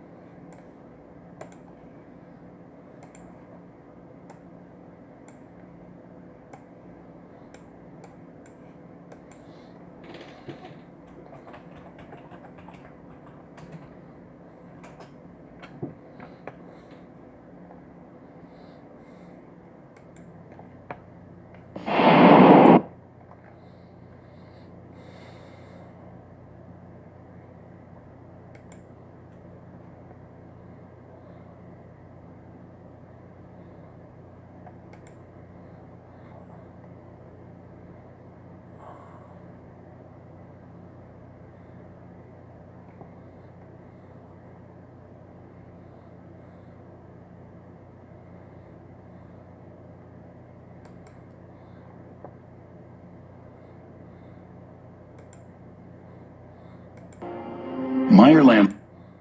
There, more than 500,000 people, mostly Ben, known on the street as Bugsy because of his psychopathic rages, Lansky formed his first street outfit, a troupe of Jewish hoods called the Bug and Meyer Gang.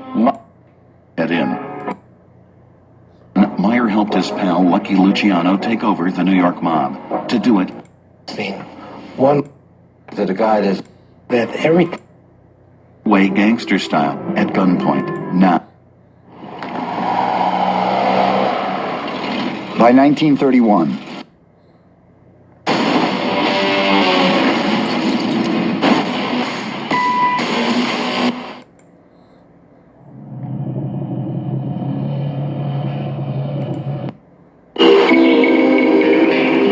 Mexico is at war. A war for control.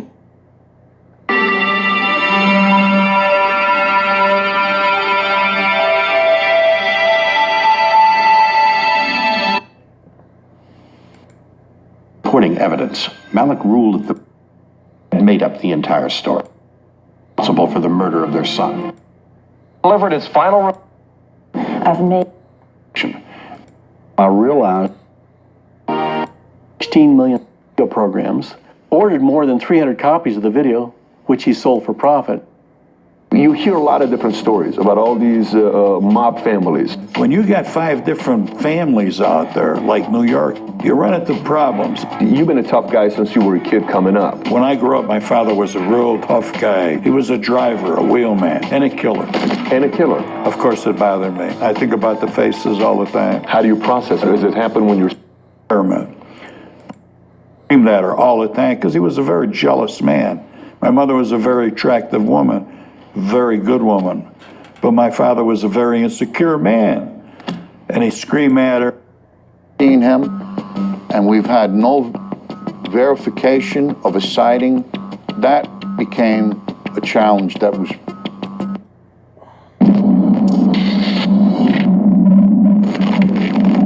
Courtney Brown, R. Brown, Senior, born 1939 in Detroit, Michigan, Trinity Hospital.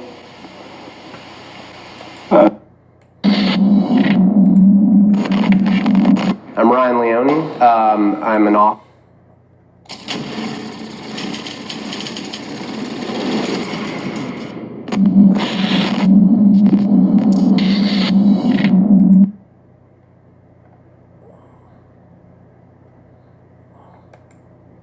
It was a hot summer day in June.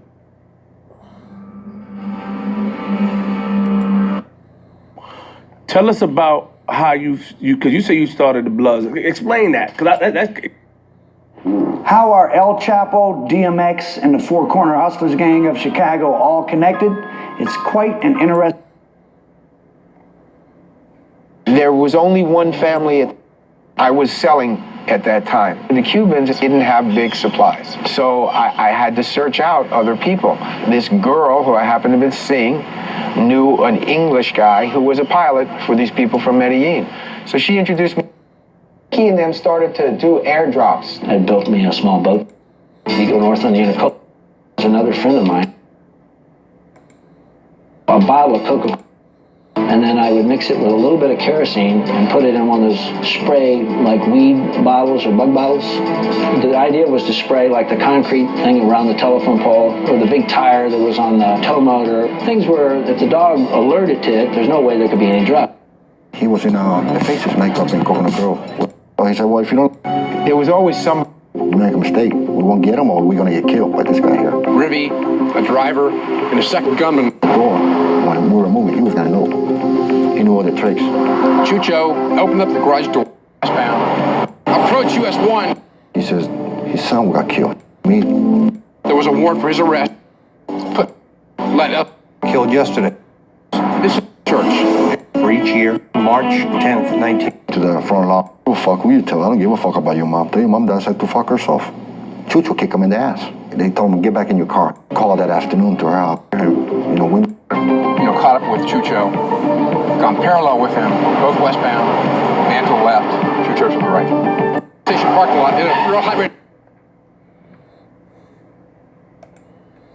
He said, all right. The bossman said, I was ordered to get you out. So I said, Chicho, I'll be back. You get him out. I had the money, but I had the money long, not officially. So he got pissed off. That day, if he was an ass, he said, you know what, this new boss, he don't get my husband out by this week. I want to go to the FBI. I was keeping track of her already. Anywhere she went, somebody was following. I told her that start to drive home. I usually shoot. Make sure you hit me right here behind the wife at. I said, I don't know how. He said, I saw her on TV. At Coral Way on 100. He says, you kill her.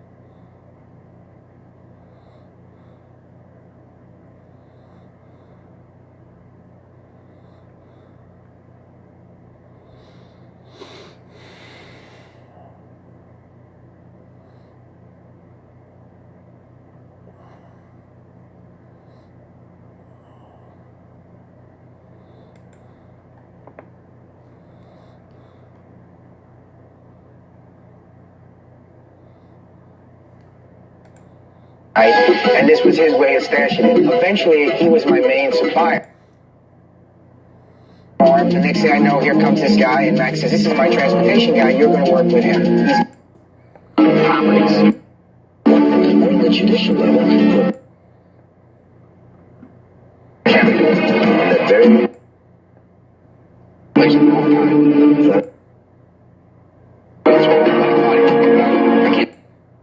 we were working with get to the airport. Lexus on her.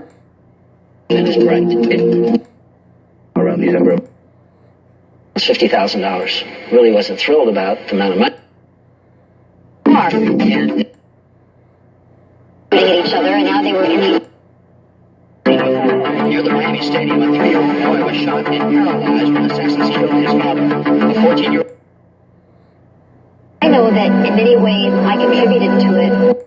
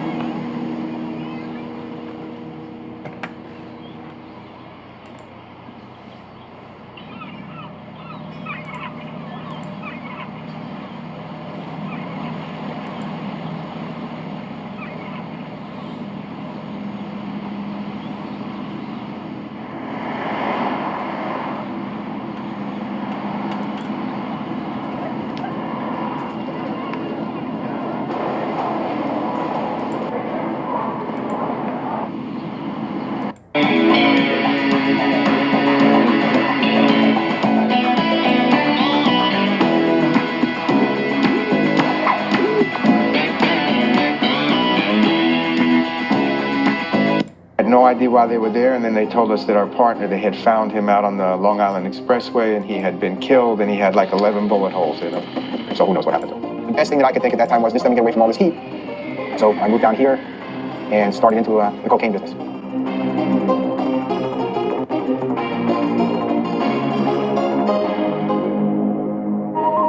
The city of Miami area was very, very quiet, and it was just a very pleasant place to live. Prior to 1956, a night shift for the sheriff's department, and one police car to patrol an area the size of Rhode Island. Miami back then was the South. It was like Alabama. There was no money here. There were no big buildings. Downtown was pretty barren. Miami Beach, it was a lot of old people just sitting around in rocking chairs on South Beach waiting to die. And it was a whole different world out here back then. This is why Miami is for you. In the 60s and 70s, Miami flourished primarily as a vacation spot. Al sunshine, Al sunshine, Al sunshine. Channel 4 News.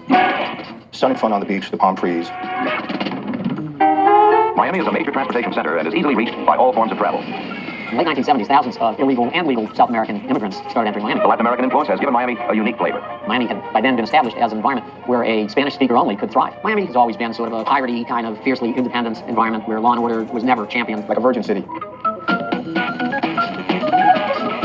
I'm a little South Florida boy, one of the few that's that old who's born here. I was in the import business. Do your archaeology, you dig down, you'll find the gun runners, and then you'll find the rum runners, and you'll find the marijuana, and you'll find the Cuban immigrants, and you'll find the cocaine. This city has always had something coming in. South Florida is the nearest U.S. mainland destination for South American drug smugglers. It was wide open back then. It was wide open. There is mile after mile of unguarded shoreline where a boat can drop drugs undetected. In the 70s, when I first came down here, everybody in Florida was smuggling pot. The Drug Enforcement Agency believes 95% of all marijuana smuggled into the United States comes through South Florida. A friend of mine passed away. In his warehouse, he had 2,000 pounds of marijuana.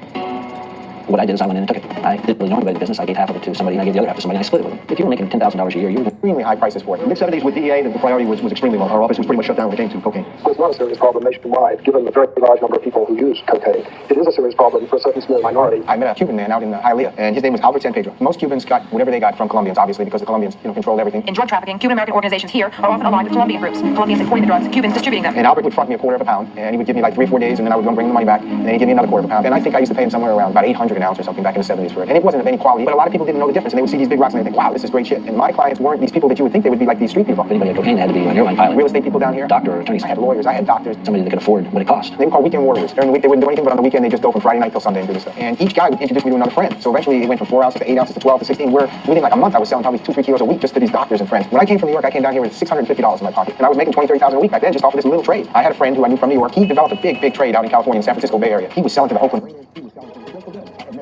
And the stewardess worked for National Airlines at the time. So we would send coke with the stewardess, and she would go from here to San Francisco, and we would send to him anywhere from 5 to 10 kilos a week. And I was getting back big money at the time. I mean, you're starting to get into $200,000-$300,000. And back then, I started meeting guys, Mercury Morris, who was a great running back for the Dolphins, who also went to jail, so it's no secret. Burke is just one fallen angel of the Miami football machine. Former Dolphins Don Reese and Randy Crowder were also arrested by Miami police in another cocaine transaction. I remember the week of the Super Bowl when Dallas played Pittsburgh here. 2 nights before, I got the whole front line of the Pittsburgh Steelers in my house. And they all sat down. Come on, break the shit out. We'll just get involved in all the festivities and all the fun and the parties because we have curfews. They partied, and they really partied hard.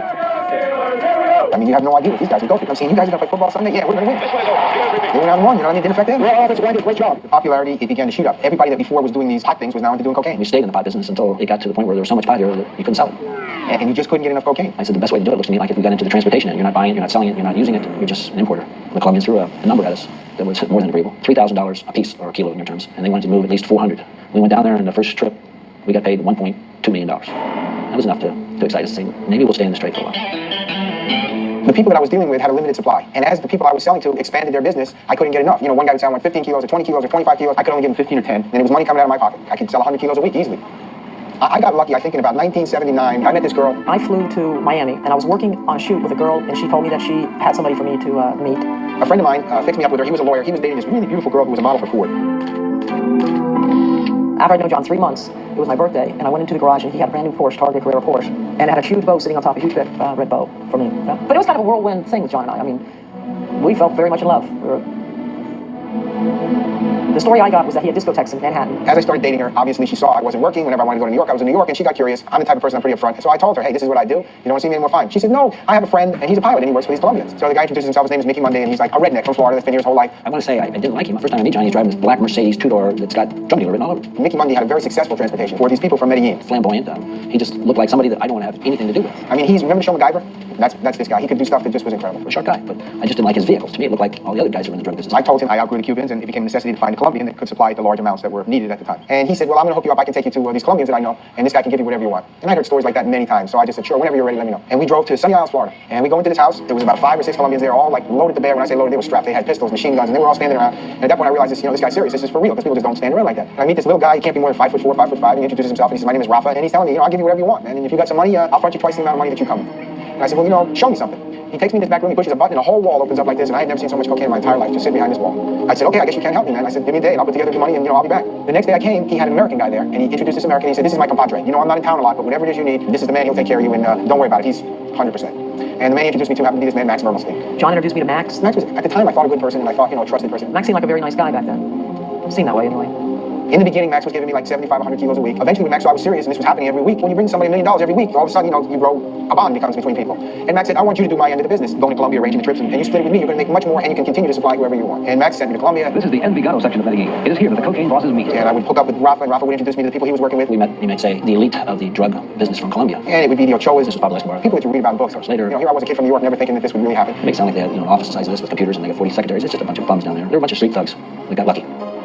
Let's break it down a different way that people in America could understand. People in America are used to Italians and the mafia. The Colombians have their own thing. It's a mafia. It's a Colombian mafia. There was only one family at that time that I knew, and that family was from Medellin. The Ochoa family was a highly respected family of ranchers with a great deal of influence in their home city of Medellin, Colombia. So they have, of course, the captain and the head, the capo, which was, as many people want to believe that Pablo Escobar was the king of cocaine and everything, they can believe that. But the man that was really the king was Ochoa. And not Fabito, the poor man, it was the old man. The old man was the silent man who never did a day in jail, who really controlled Escobar. Fabio Ochoa, the patriarch of the Ochoa family of the Medellin cartel. They are credited with having created a Lloyd's of London for the cocaine trade in Colombia. Rafa was like a lieutenant, and Rafa really controlled almost every kilo of coke that came into this country to the people from Medellin. Rafa knew it was coming, and Rafa knew who was getting it and how much they were getting for each one. And he made these people, millions isn't enough, but millions isn't what he made these people.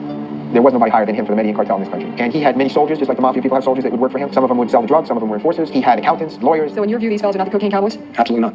He had everything in this country. And they were a well-formed group. Guess what? They're not all different people sending the stuff in. It's one organization, the Medellin cartel. The feds charge the cartel controls 80% of the cocaine coming into the United States. Federal authorities say these three men now run an organization more violent and at least as powerful as the American mafia. From my experience in New York with mafia people, and from my experience with the Colombians, they made far more money, the Colombians, in a far shorter time than the mafia ever dreamed of making, ever. The Colombians had barns, fincas, they call them there, just filled with cocaine down there because they just kept producing it. They had guys chewing leaves all night, working in factories and chewing the leaves. And these guys, they worked nonstop. And down there's no industry. These guys were making their living doing this. These poor farmers and poor workers, they were getting paid a lot of money to do this stuff. And it was a whole process. It was like a factory working. And we worked with shortwave radios at the time. There was no telephone communication like people you see on the phones in the movies, hey, what's going on down there in Colombia? I need 600 kilos. It wasn't like that. We had antennas that would come up out of the ground, go 80 feet into the air for communication. We would have a certain time they'd turn their shortwave on, we'd turn ours, and we would talk that way.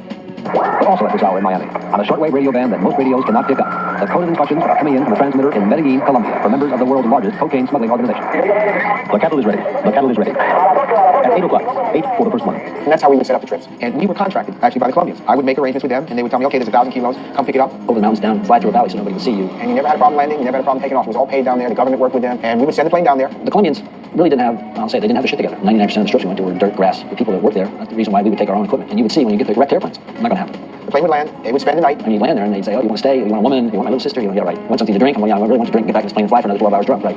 The woman didn't sound bad. Next day they would be loaded. There's two ways to come back from down where you're flying. You can come around the east side of Cuba, which is the shorter, or you can come around the west side. If you had a lot of fuel, the west side was actually better because almost everything that was happening came from the Bahamas. So if they were patrolling, that would be where they would be. You're going to go where most of the action is. So you would come from the west. Nobody would think of you there. Apparently heavy surveillance and stricter enforcement on Florida's east coast is driving smugglers to the desolate west coast to make their connections. We would pop the coast, maybe over by Marco Island, fly almost all the way to Georgia, and turn around and fly back. Now you look like somebody coming south. Nobody coming from the north-south is doing anything illegal. You could move 62,000 dead bodies in a plane in the United States because I don't know how many planes there are in the air at one time, but there's no checking. You land at a small airport and they don't have police at every airport. Hey, what's in your plane? We would make it look like we were going into one of the local airports. And what we would do is just make a flyby and head west. We bought some property in Lakeland.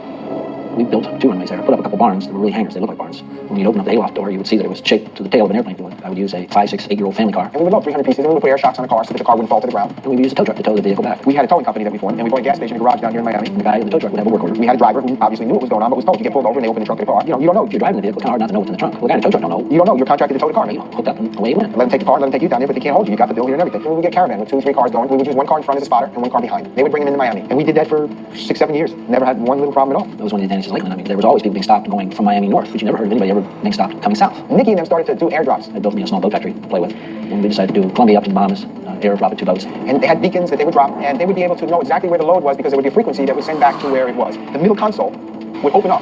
They put holes in the middle of the boat, and you would fill them up. And then bring it in with boats.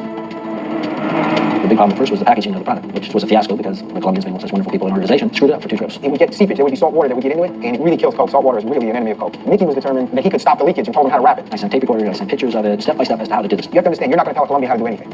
So Mickey could talk from today till tomorrow, and the Colombians aren't going to do what he tells them to do anyway. Well, my guys go down, pick up the stuff, they come back on the trip, and it's not packaged. It's just like it always is. They threw it out the door, and more than half of it busted up, and they lost millions of dollars because they didn't package it right. So by their stupidity, it would get water damage. They're all bent out of shape of me. But they couldn't blame me, that's their problem. Hey, it's your problem. It wasn't until the 3rd trip that it worked. And then it worked.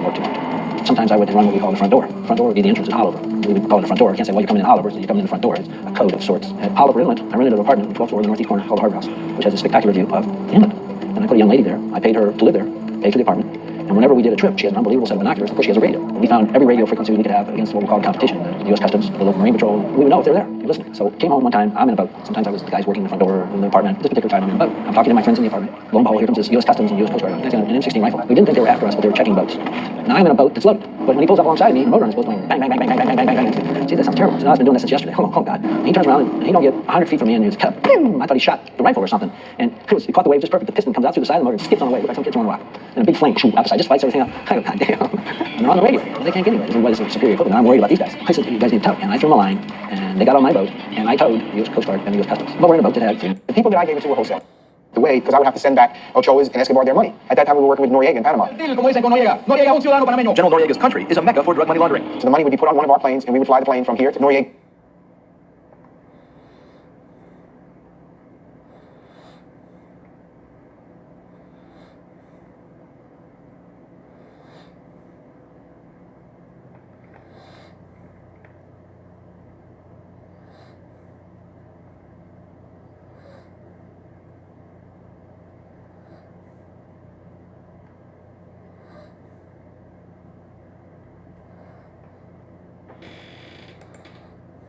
You're loaded in my house, and we're gonna shoot someone. He's looking for you. And we shot about in front. So I sprayed that tape, the whole table. And I said, all right, appreciate it. No, I said, let me get my guys. Miami, I said, sure. But you pay? He said, yeah, they will pay $5,000. Don't have a problem. When I got to Miami, I just look, I got some things going. Maybe you guys could work for me and make some more money in Miami. If you could stay in Miami, don't do one. He said, just deliver the opening, I got money. Maybe once in a while, push that around. Money was good. He was paying $1,000 a day. So that was the first time that we were working with people doing the drug business. But we had no plans to start killing people. It turned out that way later, but a couple weeks went by, we were in Harada, a couple of nights out in Miami. You know, Flack came in. He was our drug carrier. He said, look, you need to get out of here. Because we switched to drug carrier.